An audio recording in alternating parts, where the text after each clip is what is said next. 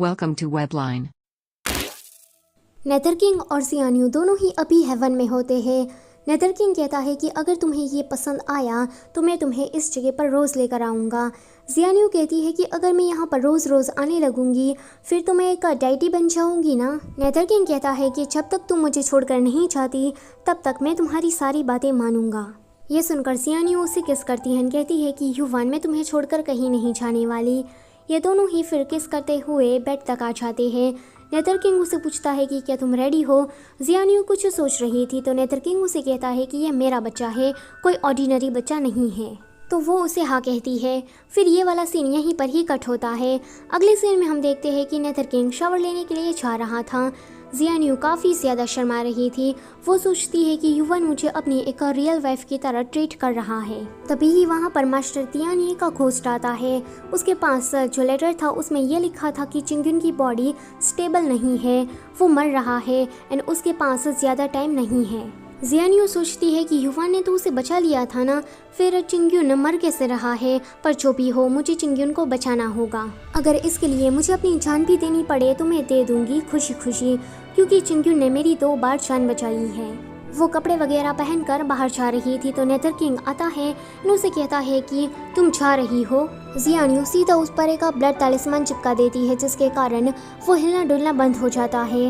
वो कहती है कि सॉरी युवान, मैंने तुमसे वादा किया था कि मैं तुम्हारे साथ हमेशा रहूंगी, पर अभी के लिए मुझे चिंगयुन को बचाने के लिए जाना पड़ेगा। नेदर किंग कहता है कि तुमने मुझसे झूठ बोला है। तो जियान्यू उसे किस करते हुए कहती है कि मेरा इंतजार करना, मैं जल्दी ही यहाँ पर वापस आ जाऊंगी। इतना कहते ही वो अर्थ पर चली जाती है, पर वो गलत जगह पर आ जाती है। वहाँ पर उसके प्रोफेसर वांग खड़े थे, उसके साथ कोई एक पृष्ठ भी था।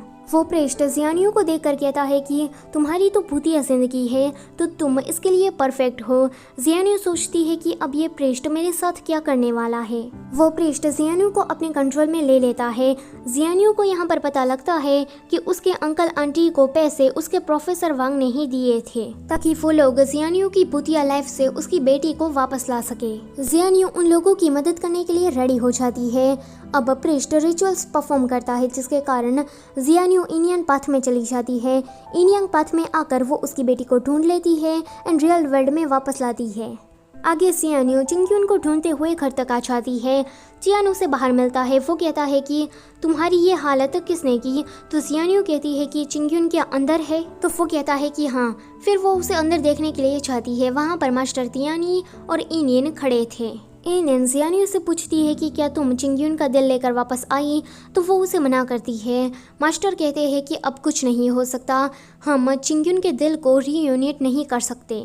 जियान्यू कहती है कि आप मेरा दिल चिंगयुन के अंदर डाल दीजिए और मेरे अंदर एक पपेट हार्ट फिक्स कर दीजिए। मास्टर तियानी कहते हैं कि अगर तुम्हारी बॉडी के अंदर पपेट हार्ट हुआ तो तुम सिर्फ 3 साल तक ही जिंदा रह सकोगी। ये सुनकर जियान्यू तो दंग रह जाती है। वो सोचती है कि मुझे युवान के साथ जिंदगी भर रहना था, पर अब तो मेरे पास सिर्फ 3 साल ही है। पर इतना ही मेरे लिए काफ़ी है क्योंकि मुझे अपनी ज़िंदगी में कोई रिग्रेट नहीं चाहिए। जियान्यू कहती है कि मास्टर आप जल्दी से हार्ट ट्रांसप्लांट कर दीजिए। इनिन फिर बाहर चली जाती है। थोड़ी देर के बाद जियान्यू बाहर आती है। वो इनिन से कहती है कि आज से हम दोनों के रास्ते अलग हैं। मैं उम्मीद रखती हूँ कि हम दोनों कभी दोबारा ना मिले। जियान्यू फिर नेदर वर्ल्ड में वापस आ जाती है। वो युवान से कहती है कि अब मैं वापस आ गई हूँ तो मैं तुम्हें छोड़कर कहीं नहीं जाने वाली। तो वो कहता है कि तुमने मुझसे झूठ बोला है। जियान्यू कहती है कि मैं सच कह रही हूँ, इस बार मैं तुम्हें छोड़कर कहीं नहीं जाऊँगी। तो नेदर किंग कहता है कि अच्छा ऐसी बात है तो तुम क्या एक चीज़ मेरे लिए कर सकती हो। वो जादू करता है जिसकी मदद से उसका जो कमरा था वो गायब हो जाता है और हमें नजर आता है एक लावा से भरा हुआ कुआं। नेदर किंग कहता है कि ये है ग्वांगचिंग टावर का असली रूप। नेदर किंग जियान्यू को एक पेंटिंग दिखाते हुए कहता है कि इसमें जो लड़की है उसका चेहरा मुझे याद नहीं है, पर इसका नाम आली है, वो मेरी लवर है। मुझे अपनी मेमोरी याद नहीं है कि मैं इसके साथ कैसे रहता था, इसलिए मैं नेदर किंग बना हूँ ताकि मुझे अपनी मेमोरीज वापस आ जाए। जियान्यू थोड़ा सैड होकर कहती है कि फिर तुम उसे ढूंढने के लिए क्यों नहीं चाहते। तो नेदर किंग कहता है कि मैं सालों से इंतजार कर रहा था तुम्हारी जैसी एक लड़की का, एंड तुम मुझे मिल गई। तुम्हारे जरिए मैं आली को फिर से जिंदा करूँगा। अगर तुम इस लावा के अंदर अपनी जान दे देती हो जिसके कारण एक स्पिरिट लालटेन प्रोड्यूस होगा और उसके जरिए मैं आली की सोल को ढूंढ पाऊंगा। चाहे जो कुछ भी हो जाए मुझे उसे ढूंढना है और मेरी खोई हुई मेमोरीज को वापस लाना है। जियान्यू कहती है कि अगर मैं मर जाऊंगी तो मेरे बच्चे का क्या होगा, क्या तुम्हें अपने बच्चे के बारे में चिंता नहीं है? तो नेदरकिंग कहता है कि तुम्हारा बच्चा वो भी मेरा एक प्लान ही था। अगर तुम बच्चे के साथ कूदती हो तो मैं आली को जल्द से जल्द ढूंढ पाऊंगा। मैं कब से तुम्हें ये कहना चाहता था पर मैं थोड़ा हेजिटेट कर रहा था, पर अब तो तुमने मुझे एक चांस दे ही दिया है। जियान्यू सोचती है कि अच्छा तो इसने मेरे स्टमक के अंदर बच्चा इसीलिए डाला ताकि वो आली को ढूंढ सके। जियान्यू कहती है कि मेरी बॉडी के अंदर 5 इन है, इसलिए तुमने मुझे पहले अप्रोच किया और मेरे साथ प्यार करने का नाटक किया ताकि तुम अपने प्लान को अंजाम दे सको। तो नेदरकिंग कहता है कि हाँ तुम जल्दी ही समझ गई, और मेरे माथे पर जो ये फेरी लोटस है ना, वो आली की सोल को रिफाइन करने में मदद करेगा। जियान्यू जल्दी से नेदरकिंग के ऊपर ब्लड तालिस्मान चिपका देती है।